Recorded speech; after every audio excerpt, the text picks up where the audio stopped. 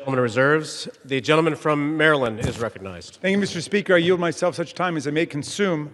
The gentleman is recognized. Today, 4 months and 3 days after Mr. Khanna and Mr. Massey introduced their discharge petition, perhaps the most famous discharge petition in American history, the People's House unites across party lines to draw a moral line. We draw a line against the rape and sexual violation of children. We draw a line against the global criminal trafficking of girls and young women to service the pleasure of rich and powerful men who believe they are beyond all law and all morality. We draw a line to put the voices of the victims and the survivors first. We ask the Senate to join us without changes rather than obstruct this bill with dilatory amendments, legislative graffiti, and self-dealing million-dollar jackpot provisions for lucky senators. Just pass the bill.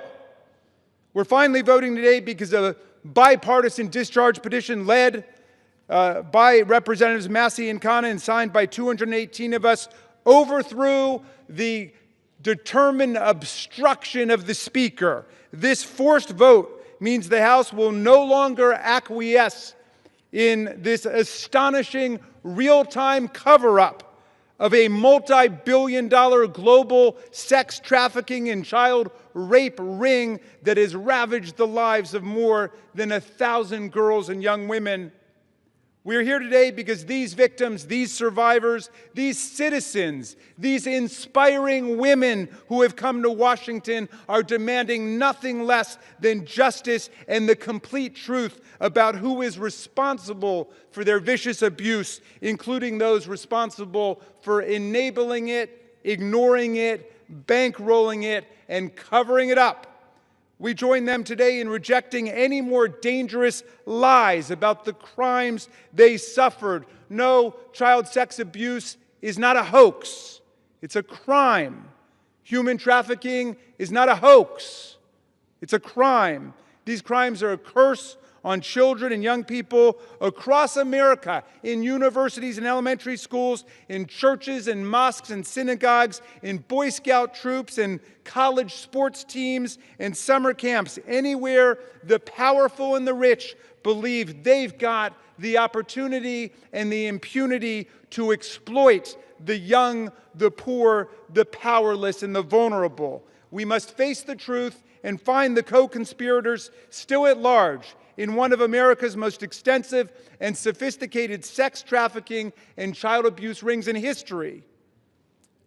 Release of the file will expose the role of everybody who facilitated and covered up these crimes, like J.P. Morgan Chase, Bank of America, Deutsche Bank, and Bank of New York Mellon, which executed billions of dollars in transactions related to these offenses, as well as any bank executives who participated in the sexual abuse of girls and young women. We must expose everyone who covered up these crimes, like Alex Acosta, the former U.S. attorney in Miami, Donald Trump's labor secretary, who gave Jeffrey Epstein an unbelievable sweetheart plea deal, immunized unnamed conspirators, and killed an investigation into Epstein's financial crimes that could have brought down the entire criminal network. And with that, I'm going to yield. I'll reserve the balance of my time. The gentleman reserves. The gentleman from Ohio is recognized. Thank you, Mr. Speaker. I yield 4 minutes to the distinguished chair of the House Oversight Committee, Mr. Comer, the gentleman from Kentucky. The gentleman from Kentucky is recognized. Thank you, Mr. Speaker. As chairman of the House Oversight Committee, I've always believed that sunshine is the best disinfectant. For years, the American people have demanded transparency about Jeffrey Epstein and Ghislaine Maxwell's horrific crimes and about the federal government's failure to protect the victims. The House Oversight Committee is conducting a thorough review of the federal government's investigation into Epstein. Our work goes far beyond the legislation before us today. We are committed to accountability, transparency, and justice for the American people and for the survivors of these appalling crimes. To date, the Oversight Committee has released more than 65,000 pages of documents, issued 13 subpoenas, and conducted interviews with 2 key witnesses, both of whom were Republicans. The Trump administration has provided us with Department of Justice materials and access to suspicious activity reports Unfortunately, throughout this investigation, Democrats have chosen to manufacture yet another anti-Trump hoax instead of pursuing justice. They have mischaracterized witness testimony and selectively released documents complete with targeted redactions in an effort to smear President Trump. For example, former U.S. Attorney General Bill Barr, who oversaw the 2019 Epstein investigation, stated clearly under oath that the prosecution team found no evidence that President Trump committed wrongdoing. Despite this simple and straightforward fact, Ranking Member Robert Garcia, moments after that deposition, tiptoed out and publicly claimed that, quote, Barr could not clear Trump of wrongdoing. That was a lie, and we have the transcript to prove it.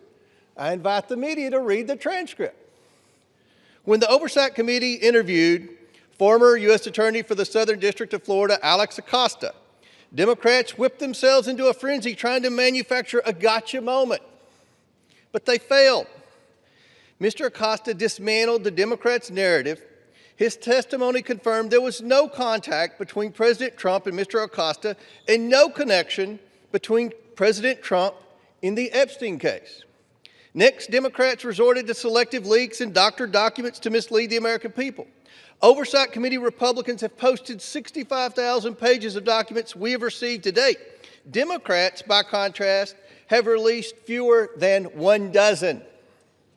In their latest selective leak, Democrats released just three of the 23,000 pages of documents from the Epstein estate. And they made redactions to 2 of those emails that changed both the context and the meaning of the 3 pages they released. When CNN called them out for their deceptive redactions, Representatives Stansbury and Crockett tried to blame Republicans for their own edits, for the Democrat Oversight Committee edits. After Democrats released only 3 emails, Republicans released over 23,000 pages. And what did Democrats say in response when we released every single document that we got? They claimed full transparency was meant to, quote, disorient or distract from their manufactured narrative. These are the same Democrats who chant, release the files every day until the files contradict the story they want to tell. That is the definition of hypocrisy.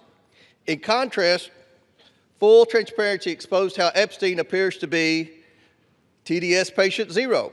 The evals reveal a journalist coached Epstein to blackmail then presidential candidate Donald Trump.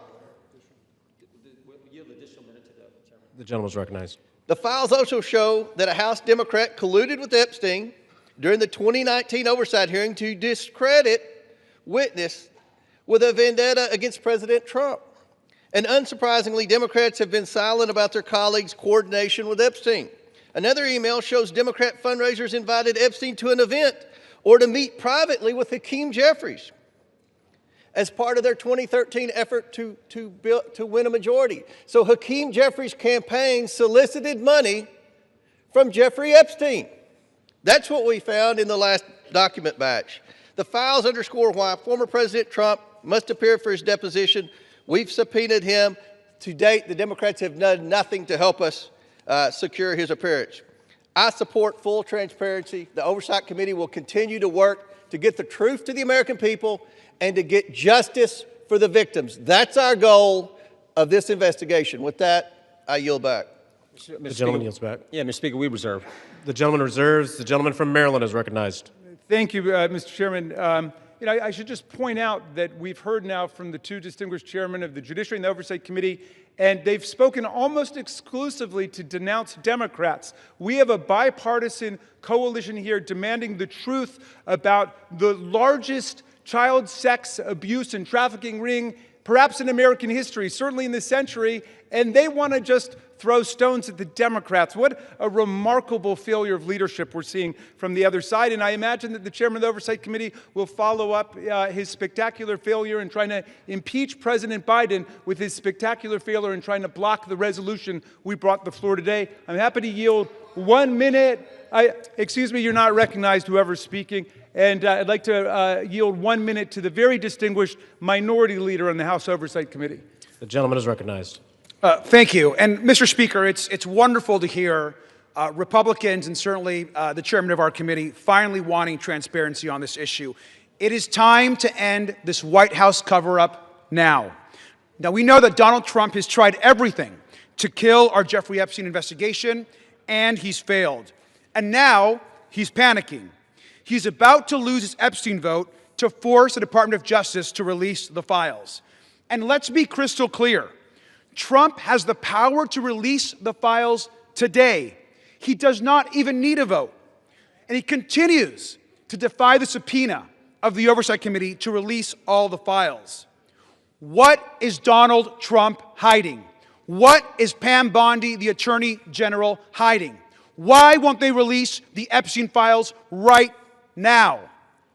And he must explain to the public why he moved sex trafficker and monster Ghislaine Maxwell to a cushy, low-security prison after her interview with Trump's personal lawyer.